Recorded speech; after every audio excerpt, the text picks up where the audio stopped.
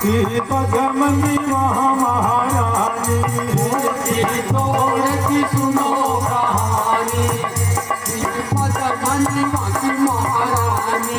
वो दुश्मन का हाथ लगने से पहले वो बैठी थी जिंदगानी, वो नलमन सारी थी,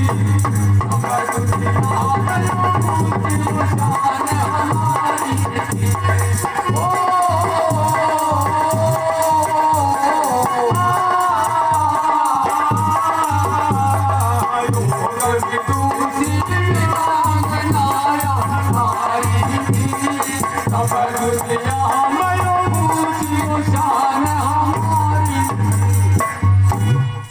चित्तौड़ की सुनो कहानी थी पद्मनी वहाँ महारानी, अरे दुश्मन का हाथ लगने से पहले खो बैठी थी जिंदगानी जलमल छाई।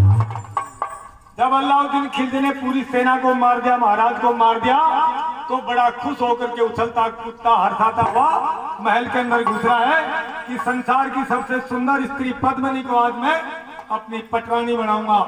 और जब वो अंदर जाता है तो क्या देखता है, 14,000 चिताएं धू धू करके जली हुई है। मायूस हो जाता है चिताओं को देखकर, चारों तरफ देखता है, एक स्तंभ पर लिखा हुआ है। अलाउद्दीन खिलजी उस लिखे हुए को पढ़ता है और पद्मनी लिखती है, क्या लिखती है कि अलाउद्दीन खिलजी, हम भारत के वो वीरांगनाएं हैं, हमारे दामन को हवा भी नहीं छू सकती, तेरे जैसे कुत्ते की तो औकात ही क्या।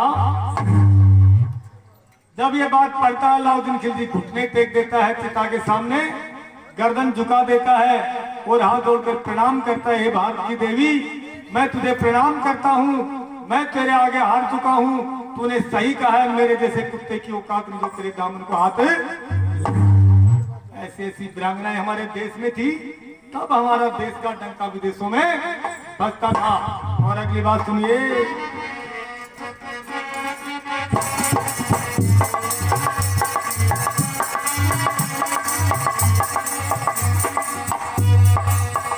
तो राजा जाने आए, लड़ने का बांध लिया पारा, तो राजा जाने आए, लड़ने का बांध लिया पारा। वो पितारा चाहे तू जिसने पी लिया वो जहर का प्याला, गर्दन गुरारी थी, सब दुनिया में ऊंची शान हमारी थी।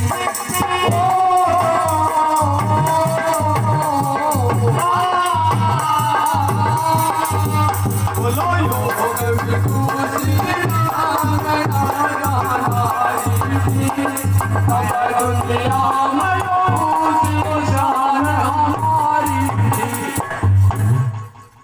दो राजा भ्याने आए, लड़ने का बांध लिया पारा, अरे पिता रक्षा है तू जिसने पी लिया जहर का प्याला, वो मुरारी। कौन सी है कृष्ण मुरारी? चित्तौड़ की 16 वर्ष की राजकुमारी, जिसकी सगाई जोधपुर में कर दी और बहाने के लिए जोधपुर का राजा भी आ गया और जयपुर का भी आ गया। जयपुर वाला बोला मैं ब्याऊंगा इसको, जोधपुर वाला बोला मैं ब्याऊंगा, और दोनों ने तलवारें निकाल ली, आमने सामने हो गए। जोधपुर चित्तौड़ के सामंतों की सभा बैठी और सभा में विचार किया गया कि हमने कृष्ण मुरारी की सगाई जोधपुर की थी, पर जोधपुर वाला राजा तगड़ा है, इसको जबरदस्ती लेके जाएगा, हमारी नाक कट जाएगी, तो क्या किया जाए इज्जत बचाने के लिए।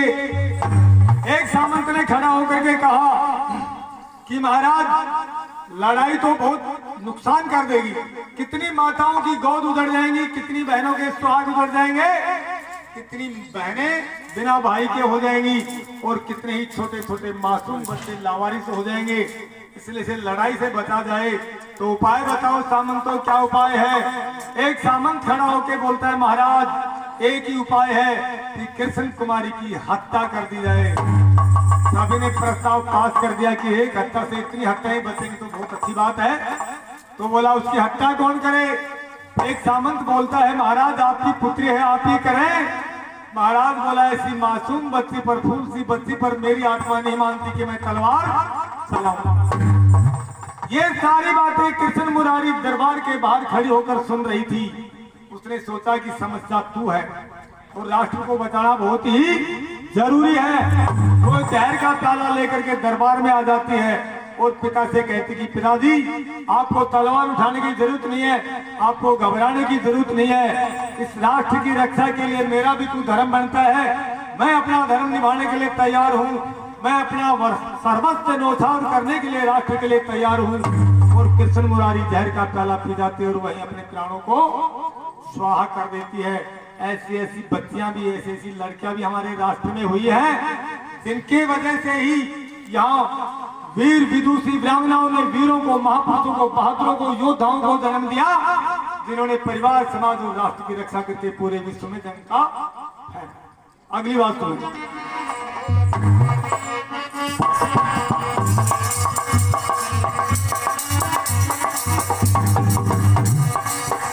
महामाया विपुला दुर्गा हारी लक्ष्मी बाई, ओ महामाया दुर्गा दुर्गा हारी लक्ष्मी बाई। वो जब कूद पड़ी थी वो रण में, अल्लाह तो लाख दिखाई मदिर की लखाई अमर दुनिया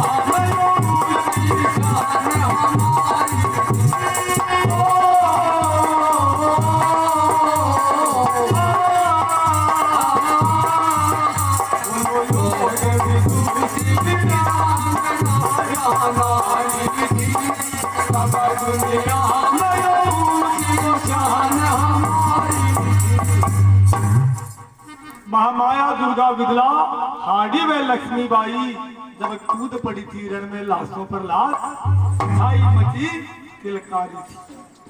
जब महारानी लक्ष्मी बाई 1857 की आजादी की लड़ाई लड़ रही थी और कर्नल सामने लड़ाई लड़ रहा था, और जब उसने झांसी वाली की तरफ देखा तो उसको दिमाग में ये लगा कि साक्षात दुर्गा घोड़े पर बैठ करके और अंग्रेजी सेना का सरेआम दोनों हाथों में तलवार लेके कत्लेआम करती आ रही है।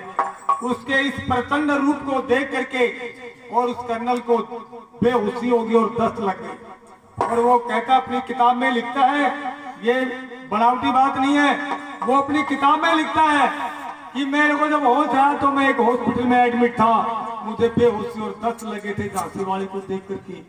ऐसी ऐसी हमारी वीरांगनाएं थी जिनके रुद्र रूप को देख करके ही विदेशी है ना दस्त कर देते थे, बेहोश हो जाते थे, और उनसे पैदा होने वाली संतानों का तो हाल क्या होगा देख लो। अगली बात सुनिए। अगली बात, कवि ने बिल्कुल उदास और मायूस हो गया। क्यों हो गया? सुनिए कैसे हो गया। अरे तारा चंद भारत में हुई लाखों ऐसी ऐसी, तारा चंद भारत में हुई लाखों ऐसी ऐसी, ऊपर आज तलक ना देखी, तुम हो गई हो अब ऐसी नहीं दिल मारी थी तब दुनिया